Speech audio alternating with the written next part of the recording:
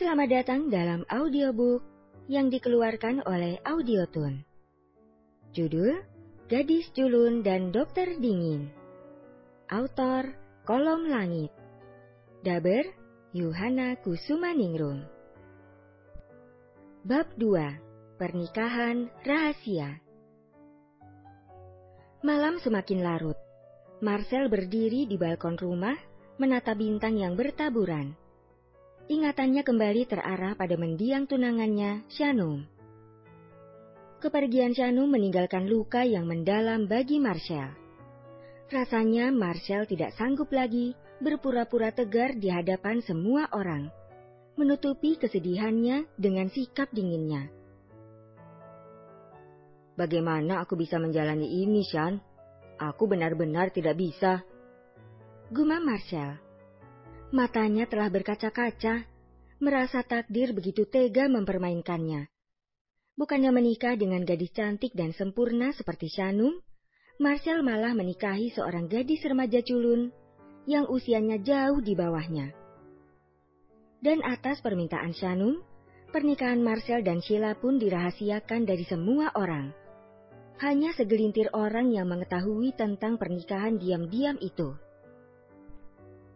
Marcel kemudian masuk ke dalam kamarnya dan menjatuhkan tubuh di pembaringannya. Jika saja kejadian naas itu tidak menimpa Shanum, mungkin saat ini lelaki itu tidak akan tenggelam dalam kesedihannya yang mendalam, menangisi seseorang yang tidak akan pernah kembali lagi. Terdengar suara pecahan kaca yang berasal dari arah dapur, mengagetkan ibu yang sedang sarapan di meja makan. Penasaran, wanita parubaya itu segera beranjak menuju dapur. Tampak si gadis culun Sheila yang sudah rapi dengan seragam sekolahnya, sedang memunguti sisa-sisa pecahan kaca yang baru saja dia pecahkan. Gadis itu sedang membuat susu untuk dirinya sarapan, namun tanpa sengaja, gelas itu terjatuh dari tangannya. Ya ampun! Apa yang kau lakukan? Tanya ibu dengan suara nyaris membentak. Maaf Bu, aku tidak sengaja menjatuhkan gelasnya. Suara Sheila terdengar lirih, ada perasaan sakit di hatinya mendengar bentakan keras itu. Ibu menarik napas dalam, lalu membuangnya kasar. Semakin besar rasa tidak sukanya pada sosok gadis remaja yang telah berstatus menantunya itu. Kau benar-benar tidak bisa mengerjakan sesuatu dengan benar. Marcel telah melakukan kesalahan besar dengan menikahi anak tidak berguna sepertimu. Sheila masih di bawah sana memungut sisa pecahan itu. Sekilas melirik wanita yang berdiri di hadapannya dengan tatapan takut. Maafkan aku, Bu. Aku tidak sengaja. Tidak sengaja? Cepat kau bersihkan itu. Baik. Suara gadis polos itu mulai bergetar seiring tangannya yang gemetaran. Air mata seolah memaksa keluar dari kelopak matanya yang sudah sembab itu. Rasanya gadis itu ingin tinggal di rumah lamanya saja, di mana tidak seorang pun akan berteriak padanya.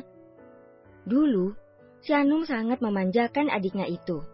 Bahkan Shanum memperlakukannya bagai seorang putri raja. Kak Shanum, kenapa kakak meninggalkanku sendirian? Lihat apa yang kualami sekarang. Dan kenapa kakak meminta kakak dokter menikahiku? Batin Sheila. Setelah puas memaki-maki Sheila, ibu kembali ke meja makan, meninggalkan Sheila yang masih duduk di lantai. Seorang pelayan yang bekerja di rumah itu kemudian menghampiri Sheila dan membantunya berdiri. Maafkan aku, Bibi. Aku benar-benar tidak sengaja memecahkan gelas itu, ucap Sheila pada pelayan itu. Tidak apa-apa, Sheila. Apa kau mau dibuatkan susu lagi? Kau kan belum sarapan, ucap Bibi Yum lembut. Sheila menerbitkan senyumnya sekilas, lalu mengusap ekor matanya yang berair, kemudian membetulkan posisi kacamata tebalnya. Tidak usah, Bibi. Aku mau berangkat ke sekolah. Wanita yang telah bekerja selama puluhan tahun di rumah itu mengusap rambut panjang gadis malang itu dengan perasaan iba. Apa kau sudah merasa lebih baik? Bukankah kau baru beberapa minggu lalu menjalani operasi? Aku sudah merasa lebih baik, Bibi. Terima kasih. Sementara itu, Marcel baru tiba di meja makan. Laki-laki itu menjatuhkan tubuhnya di kursi dan mengambil sepotong roti tawar, lalu mengoleskan selai coklat di atas roti itu. Sila di mana? Kenapa dia tidak ikut sarapan? Tanya Marcel pada ibu yang sedang menikmati sarapannya. Wanita parubaya itu tidak menjawab pertanyaan anaknya. Marcel pun dapat melihat raut wajah tidak suka ibunya saat menanyakan keberadaan istrinya.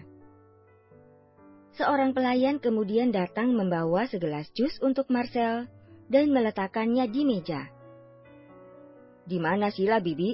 Apa dia tidak turun sarapan? Tanya Marcel pada pelayan itu. Sila sudah sarapan di dapur, jawab Bibi Yum. Marcel mengerutkan alisnya mendengar jawaban wanita itu. Apa? Kenapa dia tidak ikut sarapan di sini? Bibi Yum melirik nyonya besarnya sekilas, lalu terdiam. Tidak menjawab pertanyaan Marcel.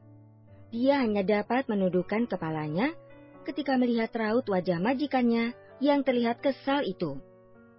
Marcel dengan cepat mengerti keadaan, namun laki-laki itu memahami jika ibunya belum bisa menerima keberadaan Sheila di rumah itu, terlebih dengan status sebagai istri dari anak lelaki satu-satunya. Sebagai anak lelaki satu-satunya, tentu ibu menginginkan seorang menantu ideal yang bisa dipamerkan pada teman-temannya. Sebagaimana dulu ibu memamerkan Shanum sebagai calon istri Marcel. Tidak lama kemudian, Sheila datang dari arah dapur, melewati meja makan dengan kepala menunduk. Berjalan di belakang Marcel dan melewatinya begitu saja. Gadis itu mempercepat langkahnya menapaki tangga menuju lantai 2 di mana kamarnya berada. Begitu memasuki kamarnya, dia mengambil tas sekolahnya, lalu segera keluar kembali dari kamar itu. Sila? Panggil Marcel saat melihat Sila hendak keluar rumah. Kau naik apa ke sekolah? Tanya Marcel. Naik angkot, Kak. Jawabnya dengan kepala menunduk. Jangan, aku antar saja. Marcel berjalan keluar menuju mobilnya yang terparkir di halaman depan. Sheila mengekor di belakangnya, mengikuti langkah kaki panjang itu, memperhatikan punggung pria yang telah menjadi suaminya itu. Sepanjang perjalanan tidak ada sepatah kata pun yang keluar dari mulut kedua orang itu. Mereka saling diam, entah memikirkan apa. Marcel yang dulu sangat berbeda dengan Marcel yang sekarang. Dulu, laki-laki itu sangat ramah dan perhatian pada Sheila. Namun, kini semuanya telah berubah. Marcel menjadi sangat dingin dan kaku. Kepergian Shanum untuk selamanya meninggalkan luka mendalam dan telah mengubah laki-laki itu. Mobil berhenti di depan gerbang sebuah sekolah.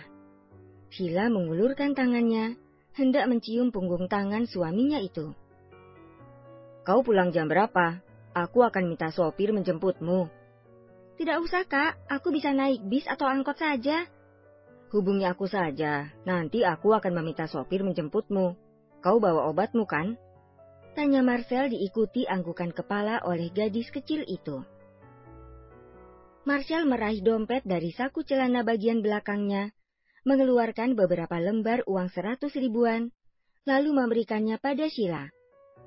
Ini uang sakumu, jangan jajan sembarangan, kata Marcel dengan nada datar. Gadis polos itu hanya mengambil selembar uang, lalu memasukkan ke dalam saku kemejanya. Terima kasih, Kak. Ucapnya lalu membuka pintu mobil itu. Ambil semuanya, seru Marcel. Tidak usah, Kak. Aku juga tidak jajan di sekolah. Setelah itu, Sheila turun dari mobil, berjalan dengan langkah tidak bersemangat menuju gerbang sekolah. Dari kejauhan, tampak seorang siswa laki-laki menghampiri Sheila. Mereka kemudian berjalan beriringan memasuki gerbang itu. Entah mengapa, Marcel menatap dengan perasaan tidak suka. Walau bagaimanapun, Sheila sudah menjadi istrinya. Melihatnya dekat dengan teman laki-lakinya bukan sesuatu yang menyenangkan. Walaupun dirinya sama sekali tidak mencintai dan menginginkan gadis itu. Sheila sudah tidak terlihat lagi.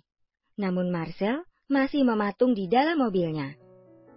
Beberapa saat kemudian, laki-laki itu tersadar dari lamunannya. Marcel pun segera memutar balik arah, lalu bergegas menuju rumah sakit tempatnya praktek. Demikian akhir dari bab.